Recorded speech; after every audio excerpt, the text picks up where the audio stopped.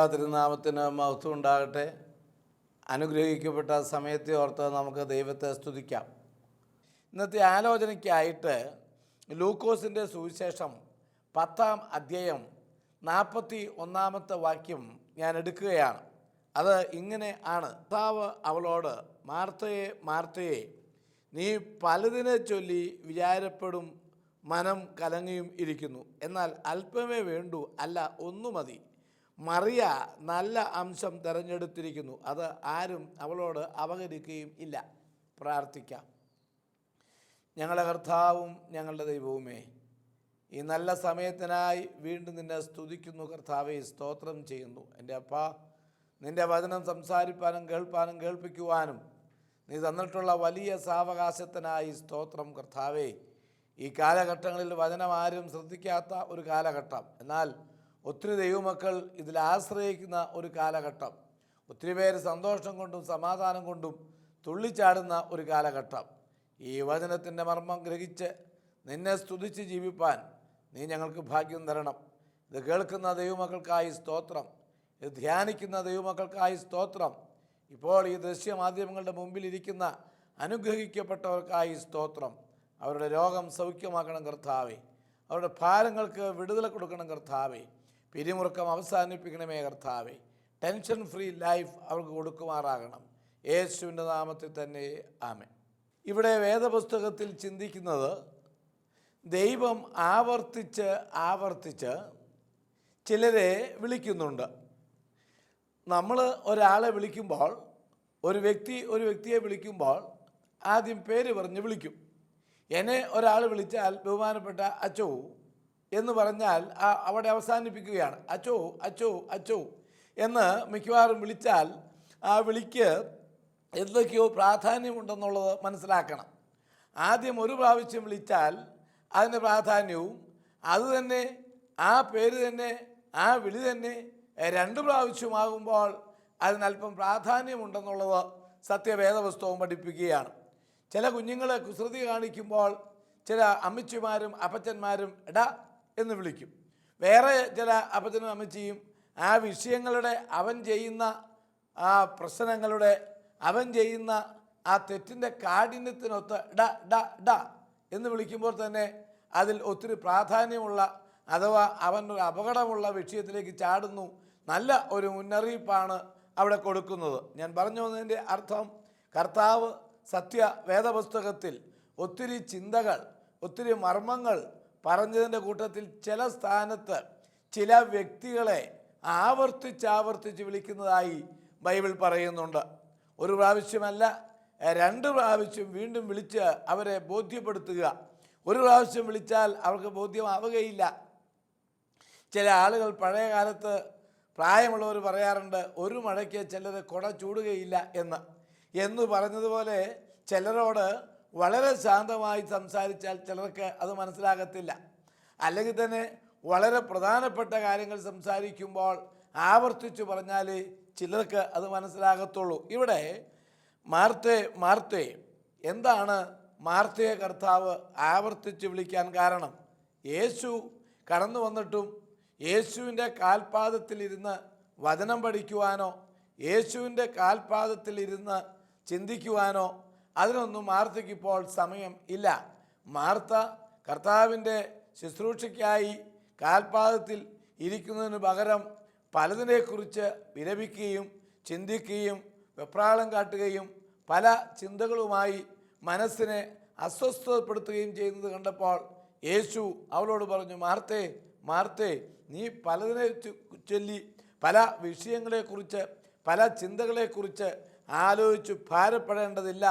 ഒന്ന് മതി, ഒന്ന് മാത്രം മതി. യു സീ ആസ് മറിയ, നീ മറിയെ കാണുക. മറിയം നല്ല അംശം തിരഞ്ഞെടുത്തിരിക്കുന്നു. എന്നെ കേൾക്കുന്ന അനുഗ്രഹിക്കപ്പെട്ട ദൈവമക്കളെ, ഏതാണ് ഈ നല്ല അംശം? ഏതാണ് ഈ നല്ല ഭാഗം? ഏതാണ് ഈ നന്മയുള്ളത്? കർത്താവായിരിക്കുന്ന യേശു ക്രിസ്തുവിൻ്റെ കാൽപാദത്തിലിരുന്ന് അവനെ സ്തുതിക്കുക, അവനെ ശുശ്രൂഷിക്കുക, അവൻ്റെ നാമത്തെ ഓർക്കുക, അവനായി സ്തോത്രം പാടുക, അവൻ്റെ വരവിനായി കാത്തിരിക്കുക.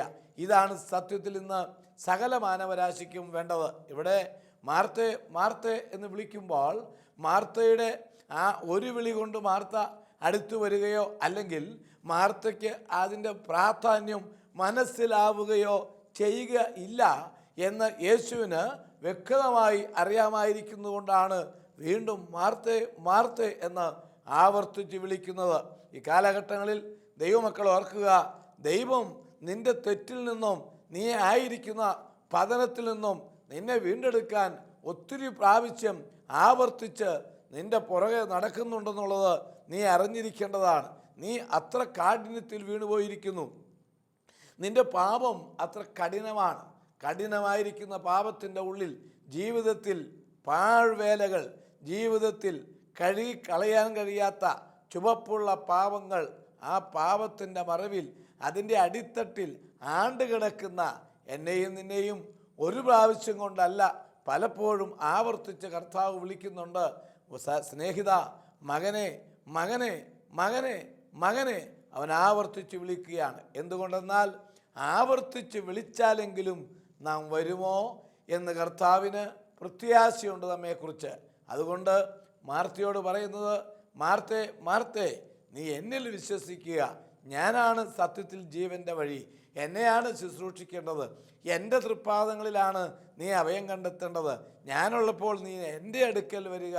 മറ്റേ ലോകപ്രകാരം ഓടി നടക്കുകയോ ലോകപ്രകാരം ശുശ്രൂഷിക്കുകയോ ലോകപ്രകാരം പാഞ്ഞു നടക്കുകയോ ഒക്കെ ചെയ്താൽ നിനക്ക് സമാധാനമായി വസിക്കാനായിട്ട് സാധ്യമല്ല. ഇന്ന് ജനം എല്ലാത്തിൻ്റെയും പുറകെ ഓടുകയാണ്. എവിടെയാണ് സമാധാനം എന്നറിയത്തില്ല, എന്താണെന്നറിയത്തില്ല. മനുഷ്യൻ പരക്കം പാച്ചിലിൻ്റെ ഒരു ലോകത്തിലാണ് എൻ്റെ പ്രിയപ്പെട്ട ദൈവമക്കളെ. നല്ല അംശം അടുത്ത് കിടക്കുമ്പോഴും അതിനെ തട്ടിയിട്ടിട്ട് വേറെ ചിലതാണ് നല്ലതെന്ന മൗഢ്യമായ ധാരണ മനുഷ്യനെ ബാധിച്ചിരിക്കുകയാണ്, മനുഷ്യനെ ഭരിച്ചിരിക്കുകയാണ്. മനുഷ്യൻ അതിൻ്റെ പുറകിലാണ്. മനുഷ്യൻ ആ വിധത്തിൽ അധപ്പതിക്കുന്നു. അതുകൊണ്ട് ഈ കാലഘട്ടങ്ങളിൽ കർത്താവായിരിക്കുന്ന യേശു ക്രിസ്തു നമ്മെ മാറി മാറി ആവർത്തിച്ച് വിളിക്കുന്നുണ്ട്. മാർത്തേ മാർത്തേ എന്ന് വിളിച്ചതുപോലെ സ്നേഹിത സ്നേഹിത, മകനെ മകനെ എന്ന് ആവർത്തിച്ച് വിളിക്കുന്നുണ്ട്. മനസ്സാക്ഷിയിൽ ഓർക്കുക, ആ വിളി കേൾക്കുക. എന്തിനെന്നാൽ നിന്റെ വിശ്വാസം ഉറപ്പിക്കുവാൻ, മാർത്തയുടെ വിശ്വാസം ഉറപ്പിക്കുവാൻ യേശു വിളിച്ചു എങ്കിൽ എൻ്റെയും നിൻ്റെയും വിശ്വാസം ഉറപ്പിക്കേണ്ടത് ആവശ്യമാണ്. മദ്യത്തിനും മയക്കുമരുന്നിനും അടിമയായി കിടക്കുന്ന, ദൈവത്തെ തിരിച്ചറിയാത്ത ഒരു വ്യക്തിയെ ദൈവം വീണ്ടും വീണ്ടും സ്നേഹിക്കുകയാണ്. അവനെ നശിപ്പിക്കാൻ ദൈവത്തിന് ഇഷ്ടമേ അല്ല. ഒരു വ്യക്തിയെയും നശിപ്പിക്കുന്നത് ദൈവത്തിൻ്റെ പദ്ധതിയും അല്ല. ഓർക്കുക, എത്ര മക്കളുണ്ടായാലും മക്കൾ ഒരിക്കലും അമ്മയ്ക്ക് അധികപ്പറ്റ് അല്ല. ഒന്നുകൂടെ പറയാം, മക്കൾ എത്രയുണ്ടായിരുന്നാലും ഒരമ്മയും പറയാറില്ല മക്കളെ കൊണ്ട് മടുത്തു, എണ്ണം കൂടിപ്പോയി എന്ന് ഒരമ്മയും ഇന്നുവരെ പറഞ്ഞ് ഞാൻ കേട്ടിട്ടില്ല. എൻ്റെ മക്കൾ എനിക്ക് പൊന്നാണ്, എൻ്റെ മക്കൾ എനിക്ക് സ്വന്തമാണ്, എൻ്റെ മക്കൾ എനിക്കെല്ലാം അനുഗ്രഹമാണ്, എല്ലാവരും എൻ്റെ മക്കൾ. എന്ത് അനുഗ്രഹമായിരുന്നു! ആ അമ്മയ്ക്ക് ഒരു മടുപ്പില്ലാത്തതുപോലെ തന്നെ കർത്താവായിരിക്കുന്ന യേശു ക്രിസ്തുവിന് നാം എന്തോരം മക്കളുണ്ടായാലും അവൻ ഒരിക്കലും മടുക്കുന്നില്ല. മക്കൾക്ക് വേണ്ടി അവൻ കൊതിക്കുകയാണ്. സ്വന്തമാകാൻ മകളാകാൻ അവൻ ആഗ്രഹിക്കുന്നു. എന്തിനെന്നാൽ നീ വിശ്വസിക്കണം. പ്രിയപ്പെട്ട ദൈവമക്കളെ, അതുകൊണ്ടല്ലേ യേശു പറഞ്ഞത്, വെട്ടല്ലേ പിതാവേ, വെട്ടിക്കളയരുത്, കൂടുതലാണ്, വേണമെങ്കിൽ അല്പം വെട്ടിക്കളയാം എന്നല്ല യേശു കൽപ്പിക്കുന്നത്, യേശു അപേക്ഷിക്കുന്നത്, യേശു ആഗ്രഹിക്കുന്നത്. നോ നോ, അങ്ങനെ ഞാൻ ആഗ്രഹിക്കുന്നേ ഇല്ല. ആരും നഷ്ടപ്പെട്ടു പോകരുത്, ആരും ക്ഷയിച്ചു പോകരുത്, ആരും ഇല്ലാതെയായി തീരരുത്, ആരും എൻ്റെ കൃപയിൽ നിന്ന് മാറിക്കളയരുത്. നീ എനിക്ക് തന്നതൊക്കെയും നിൻ്റെ കയ്യിൽ എത്തിക്കണം എന്നുള്ളതാണ് എൻ്റെ പിതാവേ എൻ്റെ ആഗ്രഹം. ഇതാണ് യേശുവിൻ്റെ ആഗ്രഹം. അതുകൊണ്ട് യേശു മാർത്തേ മാർത്തേ എന്ന് വിളിക്കുമ്പോൾ അതിൻ്റെ അർത്ഥം വിശ്വാസം ഉറപ്പിക്കാൻ, മാർത്തയുടെ വിശ്വാസം അരക്കിട്ടുറപ്പിക്കാൻ യേശു ആവർത്തിച്ച് വിളിക്കുന്നു. ഇന്ന് രാത്രികാലം കർത്താവായിരിക്കുന്ന യേശു ക്രിസ്തു നമ്മെ മാറി മാറി വിളിക്കുന്നു, ആവർത്തിച്ച് വിളിക്കുന്നു. അല്പവിശ്വാസിയെ, നീ വിശ്വാസത്തിലേക്ക് മടങ്ങി വരിക. പലതിനെക്കുറിച്ചും മാനസികമായി ചാഞ്ചല്യപ്പെടുന്നവരെ, നിൻ്റെ മനസ്സ് ചഞ്ചലിക്കേണ്ട, നിൻ്റെ മനസ്സ് കലങ്ങുകയും വേണ്ട. ഒന്ന് തിരഞ്ഞെടുക്കുക, ഒന്ന് മാത്രം തിരഞ്ഞെടുക്കുക. അത് ഞാനായിരിക്കട്ടെ, യേശുവിൻ്റെ സംസാരം അതല്ല, യേശുവിൻ്റെ ആഗ്രഹവും അതല്ല. എന്തല്ല? നിന്നെ അന്യനാക്കണമെന്നുള്ളതല്ല എൻ്റെ യേശുവിൻ്റെ ആഗ്രഹം. നിന്നെ സ്വന്തം പുത്രനാക്കണം, സ്വന്തം പുത്രിയാക്കണം. അപ്പോൾ ഒന്നാമതായി യേശു മാർത്തയെ വിളിക്കുന്നത്, മാർത്ത പലതിൻ്റെയും പുറകെ കലങ്ങി, ഹൃദയം കലങ്ങി, അസ്വസ്ഥമായി, ഏത് ശരി, ഏത് തെറ്റ്, ഏതാദ്യം ചെയ്യണം, ഏതവസാനം ചെയ്യണം, ഏതാണ് തിരഞ്ഞെടുക്കേണ്ടത്, ഏതാണ് തിരഞ്ഞെടുക്കാൻ പാടില്ലാത്തത്, അഥവാ ഏതാണ് പ്രയോജനപ്പെടുന്നത്, ഏതാണ് പ്രയോജനപ്പെടാൻ അർഹതയില്ലാത്തത്, ഇങ്ങനെ പലതിനെക്കുറിച്ച് വിലപിക്കുന്ന, ഓടി നടക്കുന്ന, അസ്വസ്ഥമാകുന്ന മാർത്തയെ ഒന്നിലേക്ക് മാറ്റിയിട്ട് ഉറപ്പിച്ചു നിർത്താൻ യേശു ആഗ്രഹിക്കുന്നത് പോലെ തന്നെ പലതിൻ്റെയും പുറകെ നടക്കുന്ന നമ്മെ ആവർത്തിച്ച് കർത്താവ് വിളിക്കുന്നു. അല്ല, ഒന്ന് മതി, അത് ഞാനാകട്ടെ. 2 ലൂക്കോസിൻ്റെ സുവിശേഷം 22-ാം അധ്യായം 31-32 വാക്യങ്ങളിൽ യേശു വീണ്ടും ശീമോനെ വിളിക്കുന്നുണ്ട്. ശീമോനെ, ശീമോനെ എന്ന് വിളിച്ച് അവരോട് ഇങ്ങനെ പറയുന്നുണ്ട്, നിങ്ങൾ സ്ഥാനമാനങ്ങളെക്കുറിച്ച് കലഹിക്കുകയല്ല വേണ്ടത്, പദവിയെക്കുറിച്ച് കലഹിക്കുകയല്ല വേണ്ടത്. നിങ്ങൾ ദൈവത്തിൻ്റെ ശുശ്രൂഷകനാകാൻ ജീവിച്ചിരിക്കണം. അതാണ് ഏറ്റവും വലുത്. അനുഗ്രഹിക്കപ്പെട്ടവരെ, ശീമോനെയും അവൻ്റെ ജീവിതത്തിൽ സ്ഥാനമാനങ്ങളെക്കാൾ വലുത് ദൈവമാണ്, വിനയമാണ് വിലപ്പെട്ടത് എന്ന് പഠിപ്പിക്കുവാൻ വീണ്ടും ആവർത്തിച്ച് വിളിക്കുന്നു. ഇന്ന് മൂന്നാമത്തെ ചിന്തയിലേക്ക് വരുമ്പോൾ വീണ്ടും അവിടെ കാണുന്നത് ശൗലേ, ശൗലേ എന്ന് അവിടെ വീണ്ടും വിളിക്കുകയാണ്. അനുഗ്രഹിക്കപ്പെട്ട ദൈവമക്കളെ, ശൗലേ, ശൗലേ, നീ എന്നെ ഉപദ്രവിക്കുന്നത് എന്ത്? യേശുവിനെ ഉപദ്രവിക്കുക അല്ല. ഒരു കണക്കിന് പറഞ്ഞാൽ യേശുവിൻ്റെ ജനത്തെ ഉപദ്രവിക്കുമ്പോൾ അത് യേശുവിനെ ഉപദ്രവിക്കുന്നതായി മനസ്സിലാക്കാനായിട്ട് സാധിക്കും. തൻ്റെ പ്രിയപ്പെട്ട ജനത്തെ ഉപദ്രവിക്കുമ്പോൾ, തൻ്റെ പ്രിയപ്പെട്ട ജനത്തിന് പ്രയാസം ഉണ്ടാകുമ്പോൾ, തന്നിൽ അഭയം പ്രാപിച്ച് തന്നെ കാക്ഷിക്കുന്ന, തൻ്റെ വരവനായി കാത്തിരിക്കുന്ന തൻ്റെ വിശുദ്ധന്മാർക്ക് ഒരു പ്രതിസന്ധി വരുമ്പോഴും എൻ്റെ കർത്താവ് അടങ്ങി ഒതുങ്ങി ഇരിക്കത്തേ ഇല്ല. അവൻ വളരെ ശക്തമായി സംസാരിക്കുന്നു. എൻ്റെ ജനത്തെ ഉപദ്രവിക്കുക അരുത്. എൻ്റെ ജനത്തിന് നിങ്ങൾ വെള്ളം കൊടുത്താൽ ഈ ചെറിയവർക്ക് കൊടുത്തത് എന്നോട്, ഈ ചെറിയവർക്ക് ചെയ്തത് എന്നോട്. അനുഗ്രഹിക്കപ്പെട്ട ദൈവമക്കളെ മറക്കരുത്. തൻ്റെ പ്രിയപ്പെട്ട ജനത്തെ ഉപദ്രവിക്കുന്ന ആരെയും കർത്താവ് വെറുതെ വിടാറില്ല. അവരെ വിളിച്ച് കർത്താവ് ബോധ്യം കൊടുക്കുകയാണ്. എന്തിന് എൻ്റെ ജനത്തെ വേദനിപ്പിക്കുന്നു? എൻ്റെ ജനത്തെ നിങ്ങൾ എന്തിന് കഷ്ടപ്പെടുത്തുന്നു? ആ കഷ്ടപ്പാട് എന്നോടാണെന്നുള്ളത് നിങ്ങൾ അറിഞ്ഞിരിക്കണം.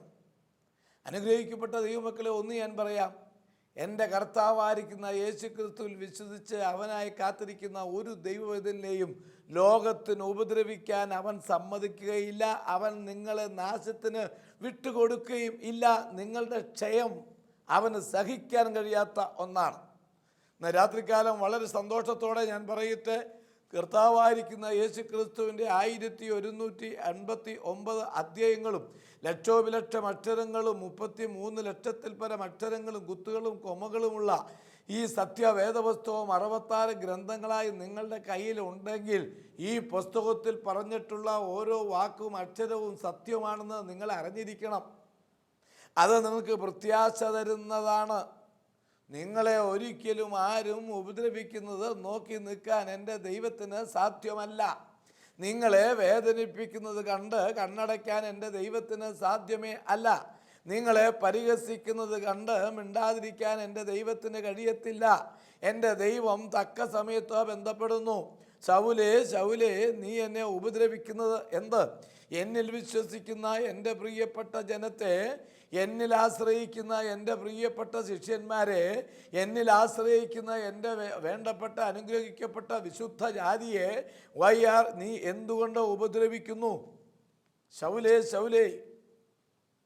ഈ ആവർത്തിച്ച് വിളി ദൈവം അല്പം പോലും സമയം നശിപ്പിക്കാതെ, ഒരു മിനിറ്റ് പോലും കാത്തു നിൽക്കാതെ തൻ്റെ പ്രിയപ്പെട്ട ജനത്തെ നശിപ്പിക്കുന്നവനെ ആ ക്ഷണത്തിൽ ശക്തമായ ഭാഷയിൽ ദൈവം തടയുന്നു.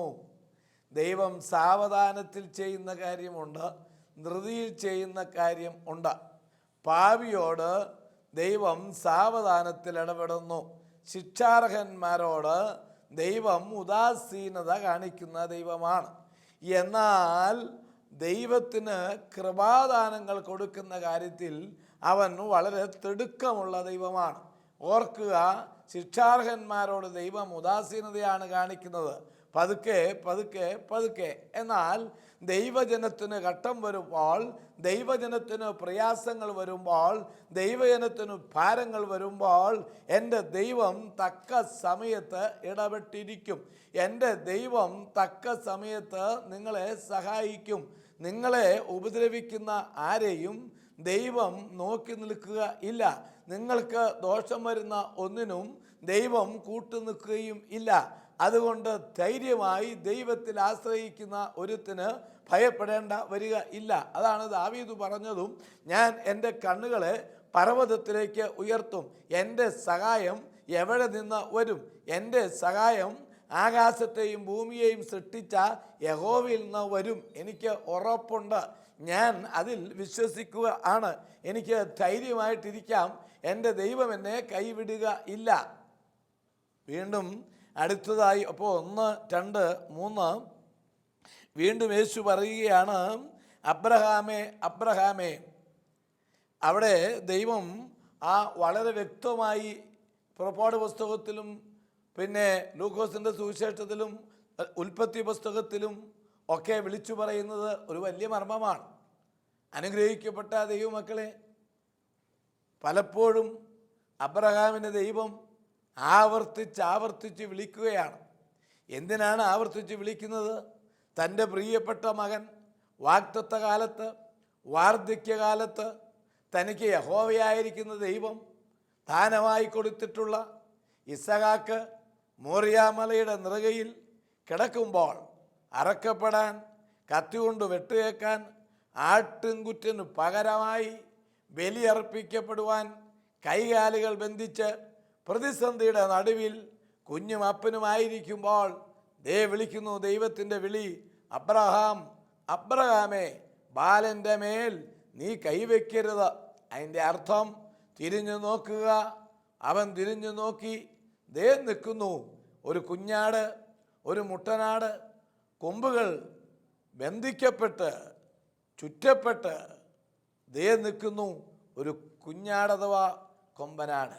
എന്തിനാണ് അച്ഛൻ പറഞ്ഞതെന്നറിയാമോ?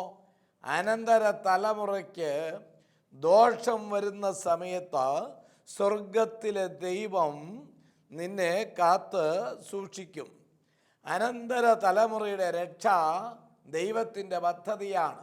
യേശു ക്രിസ്തുവിൽ വിശ്വസിക്കുന്ന ഏത് ദൈവമക്കളോടും, വചനത്തിൽ വിശ്വസിക്കുന്ന, പ്രാർത്ഥിക്കുന്ന, കണ്ണുനീരൊഴുക്കുന്ന എല്ലാ അപ്പനോടും അമ്മയോടും എനിക്ക് വ്യക്തമായി പറയാനുള്ളത്, നിന്റെ മക്കൾ നഷ്ടപ്പെടുക ഇല്ല. നിന്റെ മക്കൾക്ക് ദോഷം സംഭവിക്കുകയും ഇല്ല. നിന്റെ മക്കൾ പട്ടുപോവുക ഇല്ല. നിന്റെ മക്കൾ മദ്യത്തിനും മയക്കുമരുന്നിനും അടിമ ആവുക ഇല്ല. നിന്റെ മക്കൾ വഴിതെറ്റിൽ വീണു പോവുകയും ഇല്ല. നിന്റെ മക്കൾ ഒരു കാരണവശാലും പട്ടുപോകുന്ന രീതിയിൽ ദൈവം നിന്നെ വിടുകയില്ല. അനന്തര തലമുറയെ കരുതുന്ന ഒരു ദൈവം നമുക്കുണ്ട്. നമ്മെ മാടി അവൻ വിളിക്കും. നമുക്കവൻ ബോധ്യം തരും.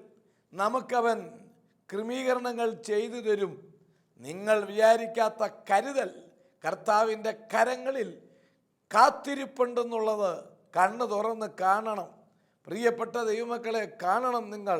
നിങ്ങൾക്കായി കരുതിയിട്ടുള്ള കർത്താവ്, എനിക്കായി കരുതുന്ന ദൈവം, എനിക്കായി കാക്കുന്ന ദൈവം, എന്നെ സ്നേഹിക്കുന്ന ദൈവം, എൻ്റെ ആവശ്യങ്ങളിൽ കൂടെ ഇരിക്കുന്ന ദൈവം, എന്നെ വഴി നടത്തുന്ന ദൈവം നിങ്ങളെ വിളിക്കുന്നു മകനെ മകനെ.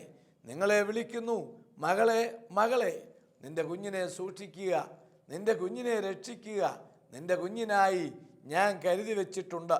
നിൻ്റെ അനന്തര തലമുറയ്ക്കായി ഒരു രക്ഷ ഞാൻ കരുതി വച്ചിട്ടുണ്ട്. എന്തുകൊണ്ടെന്നാൽ നീ എൻ്റെ ദാസനാണ്, നീ എൻ്റെ വിശ്വാസിയാണ്, നീ എനിക്ക് വിശുദ്ധമാണ്, നീ ഒരു വിശ്വസ്തനായ ദൈവദാസനാണ്. നീ എന്നെ കണ്ടിട്ടുണ്ട്, നീ എന്നെ അറിഞ്ഞിട്ടുണ്ട്, നീ എന്നെ സ്വീകരിച്ചിട്ടുണ്ട്. എൻ്റെ രക്തത്തിൻ്റെ വില നീ അറിഞ്ഞിട്ടുണ്ട്. എൻ്റെ രക്തം കൊണ്ട് വീണ്ടെടുപ്പിൻ്റെ മർമ്മം നീ മനസ്സിലാക്കിയിട്ടുണ്ട്. അതുകൊണ്ട് നിനക്ക് ദോഷം വരികയില്ല. നോട്ട് ഓൺലി ടു യു, നിനക്ക് മാത്രമേ അല്ല, മറിച്ച് നിൻ്റെ അനന്തര തലമുറയ്ക്കും ഞാനൊരു കരുതലുണ്ടാക്കി വെച്ചിട്ടുണ്ട്. എൻ്റെ ദൈവത്തിന് സ്തോത്രം, എൻ്റെ കർത്താവിന് സ്തോത്രം. എൻ്റെ ദൈവമേ നിനക്ക് സ്തുതി. ഞാൻ നിന്നെ ചുമക്കുന്നൊരു കഴുത. ഞാൻ സത്യവേദ പുസ്തകത്തിൽ വിശ്വസിക്കുന്ന ഒരു ബലഹീനൻ. എനിക്ക് മാത്രമല്ല, എൻ്റെ അനന്തര തലമുറയ്ക്കും എൻ്റെ വിശ്വാസത്തിൻ്റെ ആ കരുതൽ നീ അവന് കൊടുക്കുന്നത് കൊണ്ട് നന്ദിയോടെ സ്തോത്രം. നന്ദിയോടെ നിന്നെ സ്തുതിക്കുന്നു. എന്തിന് മാറി മാറി ദൈവം വിളിക്കുന്നു? അനന്തര തലമുറയുടെ രക്ഷയെക്കുറിച്ച് ബോധ്യപ്പെടുത്താൻ ദൈവം വിളിക്കുകയാണ്. വീണ്ടും ഒത്തിരി കാര്യങ്ങളിലേക്ക് കടക്കുന്നുണ്ട്. ശമൂവേലേ ശമൂവേലേ, 1 ശമൂവേലിൻ്റെ പുസ്തകം 3-ാം അധ്യായം 10-ാം വാക്യം വായിക്കുമ്പോൾ അവിടെ കാണുന്നുണ്ട്, പുരോഹിതന്മാരെല്ലാം വഴിതെറ്റിയപ്പോൾ ഒരു പുതിയ തെരഞ്ഞെടുപ്പിനായി, ദൈവവേലയ്ക്കായി ദൈവം മറ്റൊരു സൃഷ്ടിയെ, മറ്റൊരു സഹോദരനെ, മറ്റൊരു ദൈവ പൈതലിനെ വിളിച്ചു ചേർക്കുന്നു. എനിക്ക് ഈ വചനം കേൾക്കുന്ന ഓരോ ദൈവമക്കളോടും പറയാനുള്ളത്, ഇന്ന് നിന്നെ ദൈവത്തിന് ആവശ്യം ഉണ്ട്. ഒത്തിരി പേര് പിന്മാറിയ ഒരു കാലഘട്ടമാണ് ഇത്. പലരും ദൈവത്തിൽ നിന്നും അകന്നു പോകുന്ന ഒരു കാലഘട്ടമാണ് ഇത്. എന്നാൽ ദൈവം നിന്നോട് പറയുന്നത്, ഞാൻ ഒരിക്കലും കുറവുള്ള ദൈവം അല്ല. നീ എൻ്റെ വേലയ്ക്ക് വേണ്ടി ഇറങ്ങിത്തിരിക്കണം. എൻ്റെ വേല ഒരിക്കലും നിന്നു പോവുക ഇല്ല. യേശുവിൻ്റെ വേല, ദൈവത്തിൻ്റെ ശുശ്രൂഷ, ദൈവത്തിൻ്റെ ആലോചന, ദൈവിക മർമ്മങ്ങൾ ഒരിക്കലും ക്ഷയിച്ചു പോവുക ഇല്ല. അതുകൊണ്ടാണ് വിളിക്കുന്നത്, അതുകൊണ്ടാണ് പറയുന്നത്, നീ വരിക, നിന്നെ ഞാൻ അഭിഷേകം ചെയ്യട്ടെ. പ്രിയപ്പെട്ട സ്നേഹിതന്മാരെ, പലരും ക്ഷയിച്ചു പോകുമ്പോൾ, പലരും ഇട്ടേച്ചു പോകുമ്പോൾ, പലരും പിന്മാറിപ്പോകുമ്പോൾ, പലരും നിരാശപ്പെട്ടു പോകുമ്പോൾ ഓർക്കുക, ആ സ്ഥാനത്തേക്ക് സ്വർഗത്തിലെ ദൈവം നിന്നെ വിളിക്കുന്നുണ്ട്, നിന്നെ ശ്രദ്ധിക്കുന്നുണ്ട്, നിനക്കായിട്ട് അവൻ കാത്തിരിക്കുന്നുണ്ട്. ശമൂവേലേ ശമൂവേലേ, കമോൺ. പ്രിയപ്പെട്ട ദൈവദാസന്മാരെ, അനുഗ്രഹിക്കപ്പെട്ടവരെ, ദൈവം നിങ്ങളെ ആവർത്തിച്ച് വിളിക്കുന്നു സുവിശേഷ വേലയ്ക്ക് വേണ്ടി. ദൈവം നിങ്ങളെ വീണ്ടും വീണ്ടും വിളിക്കുന്നു അവൻ്റെ രക്ഷണ്യ പ്രവർത്തനങ്ങൾക്ക് വേണ്ടി. ദൈവം നിങ്ങളെ വീണ്ടും വീണ്ടും വിളിക്കുന്നു അനേകരെ അവങ്കിലേക്ക് അടുപ്പിക്കുവാൻ.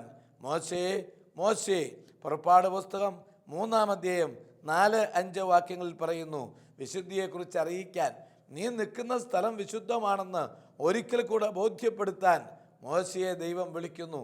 അനുഗ്രഹിക്കപ്പെട്ടവരെ, നീ ആരാണെന്നുള്ള ബോധ്യം, നീ എവിടെ നിൽക്കുന്നു എന്നുള്ള ബോധ്യം ആവർത്തിച്ച് നിന്നെ പഠിപ്പിക്കുകയാണ് യഹോവയായ ദൈവം. നീ അനുഗ്രഹിക്കപ്പെട്ട ദൈവപൈതലാണ്, നീ വിശുദ്ധ ജീവിതം നയിക്കേണ്ടവരാണ്, നീ ശ്രേഷ്ഠനാണ്. നിൻ്റെ ജീവിതത്തിൽ അനുഗ്രഹം വേണം. നീ നിൽക്കുന്ന സ്ഥലം നീ അറിയണം. നിൻ്റെ ശുശ്രൂഷ എന്താണെന്ന് നീ അറിയണം. നിൻ്റെ വിളി എന്താണെന്നും നീ മനസ്സിലാക്കണം. മോശേ, നീ നിൽക്കുന്ന സ്ഥലം വിശുദ്ധമാണ്. ക്രമീകരണങ്ങൾ ചെയ്യണം. നീ അറിയണം നീ എവിടെയാണ് നിൽക്കുന്നതെന്ന്. പ്രിയപ്പെട്ട ദൈവമക്കളെ, യെരൂശലേമേ, മത്തായിയുടെ സുവിശേഷം 23:37 ന്യായവിധിയെക്കുറിച്ച് അവിടെ പറയുകയാണ്. യെരൂശലേമേ, പ്രവാചകന്മാരെ കൊല്ലുക, നിന്നിലേക്ക് അയച്ചിരിക്കുന്നവരെ കല്ലെറിയുക. കോഴി തൻ്റെ കുഞ്ഞുങ്ങളെ ചിറകിൻ്റെ കീഴിൽ ചേർക്കും പോലെ നിൻ്റെ മക്കളെ ചേർത്തുകൊള്ളുവാൻ എനിക്ക് മനസ്സുണ്ടായിരുന്നു, പക്ഷേ നിനക്ക് മനസ്സിലായില്ല, നിനക്കത് മനസ്സായില്ല. എനിക്കിതിനോട് പറയാനുള്ളത്, ശ്രദ്ധിക്കുക.